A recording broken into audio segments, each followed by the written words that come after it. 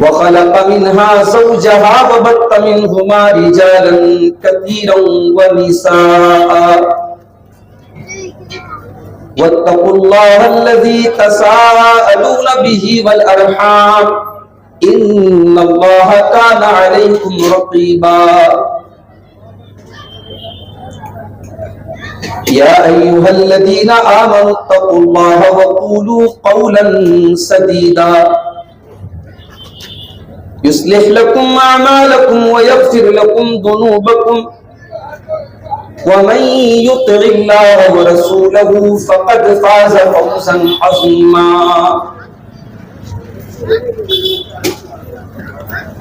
अम्मा बाद फ़इन्न खैरल हदीस किताबुल्लाह व खैरल हदी हदी मुहम्मदिन सल्लल्लाहु अलैहि वसल्लम व शर्रल उमूरि मुहदसातुहा व कुल्लु मुहदसतिन बिदअह व कुल्लु बिदअतिन ज़लालह व कुल्लु ज़लालतिन फिन्नार। बिस्मिल्लाहिर्रहमानिर्रहीम। अफमिन हाज़ल हदीस ताजबून व तज़हकून व ला तबकून व अंतुम सामिदून। सदर मुहतरम, उलमाए किराम, मोहतरम बुजुर्गों, नौजवान साथियों, माँ और बहनों, प्यारे बच्चों, कल मैंने वादा किया था कि एक नज्म जो हमारे मसलक और मनहज की तशरीह करती है, वो नज्म आज आपके सामने पेश करना चाहता हूं। समाअत फरमाएं। कुरान सुनन के होते हुए हरगिज़ न कबूल हमें कुछ भी, कुरान सुनन के होते हुए हरगिज़ न कबूल हमें कुछ भी। ये नारा कल भी हमारा था, ये नारा अब भी हमारा है। हम सलफी मनहज वाले हैं, ये मनहज जान से प्यारा है। मोहतरम सामीन, चीता कैंप का ये सालाना प्रोग्राम, जिसका आज ये तीसरा दिन है, आखिरी दिन है, और आज के इस प्रोग्राम में मैंने जिस मौजू का इंतखाब किया है वो मौजू बड़ा ही जज्बाती मौजू। हर मुसलमान अपने नबी से बहुत मोहब्बत करता है और करनी भी चाहिए। नबी की मोहब्बत हमारे ईमान का एक हिस्सा है। नबी से मोहब्बत के बगैर हम मोमिन नहीं हो सकते। और दुनिया का उसूल और कायदा और कानून है, इंसान जिससे मोहब्बत करता है उसके बारे में जानने की कोशिश करता है। हर मुसलमान अपने नबी से मोहब्बत करता है और अपने नबी की जिंदगी के मुख्तलिफ पहलुओं के बारे में वो जानने की ख्वाहिश रखता है। अब जाहिर है हमारे प्यारे नबी सल्लल्लाहु अलैहि वसल्लम की जिंदगी में बहुत सारे ऐसे मौके आए जब आपकी आंखों से आंसू निकले, जब आपको रोना आया, जब आप दुखी हुए, जब आप गमगीन हुए, जब आप रो पड़े। तो क्या एक मुसलमान होने के नाते, एक मोमिन होने की हैसियत से, क्या हमारा दिल नहीं चाहता कि हम उन मौकों और उन मकामात को भी जानें जहां अल्लाह के प्यारे नबी की आंखों से आंसू आए थे? यही आज का हमारा टॉपिक है, रसूल अकरम के आंसू। मेरे भाइयों, इंसानी जिंदगी का एक हिस्सा रोना भी। दुनिया में इंसान बहुत सारे खुशी के मौके आते हंसता है, खुशी का इजहार करता है, और बहुत सारे गम के मौके आते इंसान रोता है। और ये अल्लाह का बनाया हुआ निजाम।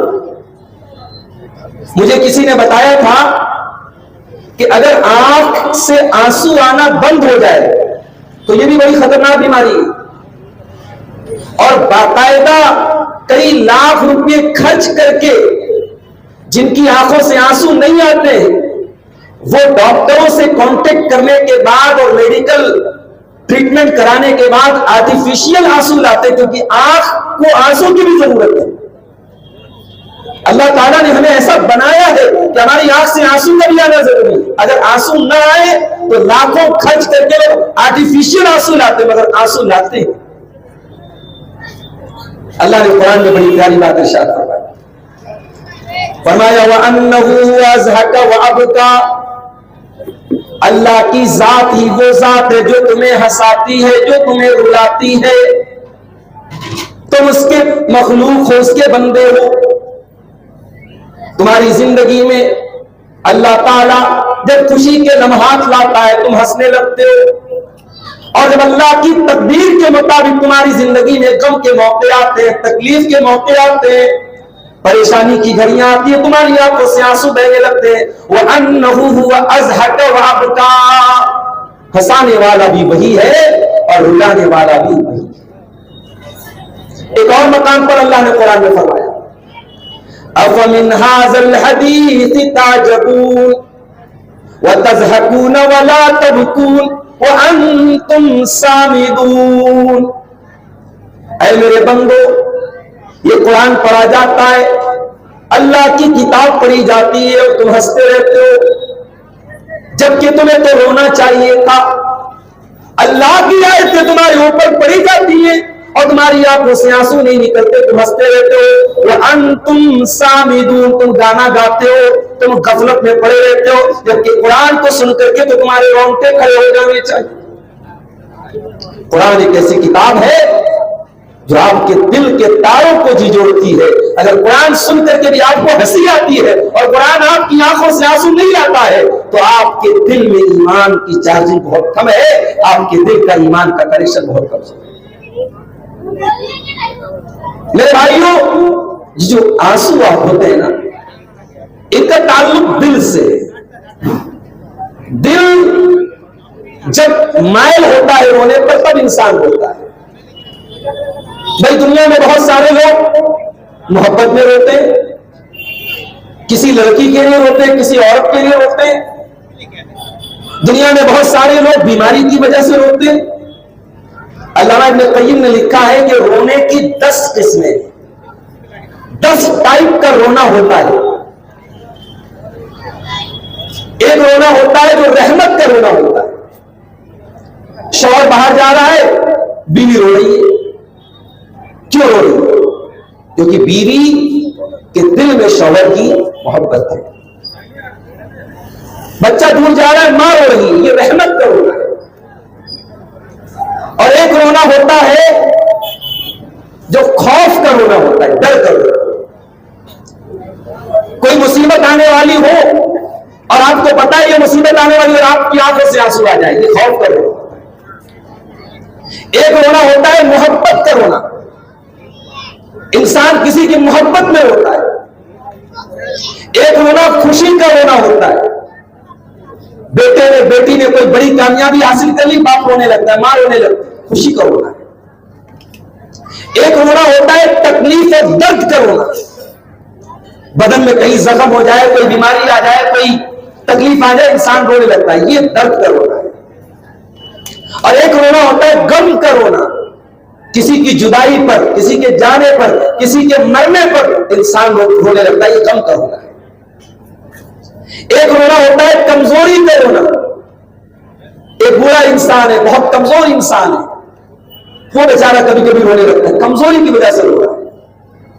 एक रोना होता है निफाक का रोना,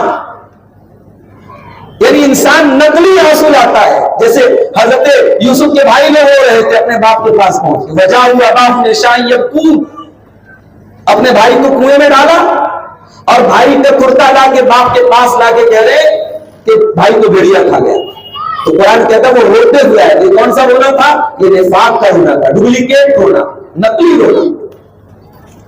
एक रोना होता है किराए का रोना। अरब में उस जमाने में और आज भी दुनिया के बहुत सारे इलाकों में, खासतौर से राजस्थान में मैंने सुना कि बाज औरतों का पेशा होता है, उनको बाकायदा मरने के मौके पर बुलाया जाता है, वो आगे रोती है, वो किराए का रोना होता है। और एक रोना होता है मुआफकत का रोना, कि आपने किसी को रोता हुआ देखा, वो गम उसका था, तकलीफ उसकी थी, दर्द उसका था, मगर आपने रोता हुआ देखा तो आप भी रोने लगे। ये मुआफकत करो। अल्लाह ने कहीं लिखा ये 10 टाइप का रोना होता है। लेकिन कौन सा रोना अल्लाह को पसंद है? अल्लाह को वो रोना पसंद है अल्लाह की मोहब्बत में और अल्लाह की खौफ में आंसू निकल कर अल्लाह को पसंद है। अगर इंसान अल्लाह के खौफ से रोता है, मुसलमान न भी हो, अगर कोई दूसरे मजहब का मानने वाला है, अगर वो अल्लाह के खौफ से रोता है, अल्लाह तबारक व तआला ने कुरान करीम में ईसाइयों का जिक्र किया 7वें पारे के शुरू में, 6ठे पारे की लास्ट आयत में और 7वें पारे के शुरू में। अल्लाह ने कहा कि ईसाइयों में, क्रिश्चियंस में कुछ ऐसे होते हैं, वइज़ा समिअू मा उनज़िला इलर रसूल तरा आयुनहुम तफीदु मिनद दम'i मिम्मा अरफू मिनल हक़्क़ि। ऐ नबी, इन ईसाइयों के अंदर, इन क्रिश्चियंस के अंदर कुछ ऐसे भी लोग होते हैं, जब कुरान की आयतें उनके ऊपर पढ़ी जाती हैं, जब कुरान को वो सुनते हैं, वो रोने लगते हैं।